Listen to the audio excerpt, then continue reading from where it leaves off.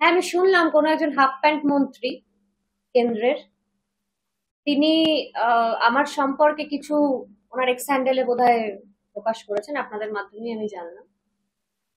সরকারি নথি অনুযায়ী ইলেকশনে যখন আমি প্রার্থী হয়েছিলাম, নমিনেশন ফাইল করার সময় সরকারি নথিতে পরিষ্কার উল্লেখ করা আছে যে নেতাজি সুভাষ ওপেন ইউনিভার্সিটি থেকে আমি আমার গ্রাজুয়েশন কমপ্লিট করেছি এবং সেটা তথ্য প্রমাণ সমেত সবটাই দেওয়া আছে।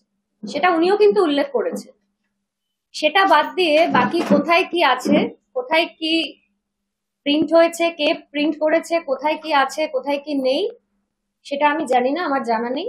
বা কোথাও যদি প্রিন্টিং মিস্টেক হয়ে থাকে, কোথাও যদি ভুল ইনফরমেশন থাকে, সেটার দায়িত্ব কিন্তু আমার নয়। আমরা সরকারি নথিতে যেটা জমা দিই, সাবমিট করি, সেটাই আমাদের সবকিছু এবং সেটাই অরিজিনাল এবং সেটাই আমি দায়িত্ব নিয়ে বলতে পারি। আর এটার কথা হচ্ছে যে মিথ্যাচার যেটা উনি বলছেন, কারচুপি, সেগুলো ওনাদের অভ্যেস।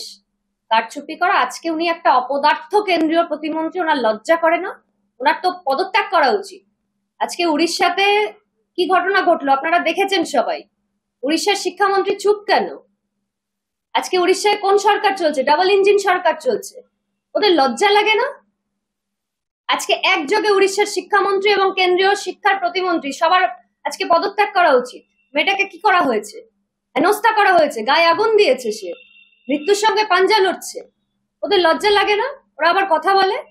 আজকে বিজেপি এমন একটা দল যারা নারী বিদ্বেষী দল, যারা মেয়েদের উত্থান সহ্য করতে পারে না, মেয়েদেরকে সম্মান করতে জানে না। যেখানেই দেখে মেয়েরা এগিয়ে যায়, সেখানেই মেয়েদের সম্পর্কে একটা মিথ্যে কথা, মেয়েদের সম্পর্কে একটা কুরুচিকর মন্তব্য, মেয়েদের সঙ্গে অসভ্যতা এবং তাদের সম্পর্কে একটা বাজে মন্তব্য মানুষের মধ্যে ছড়িয়ে দেওয়ার চেষ্টা করে।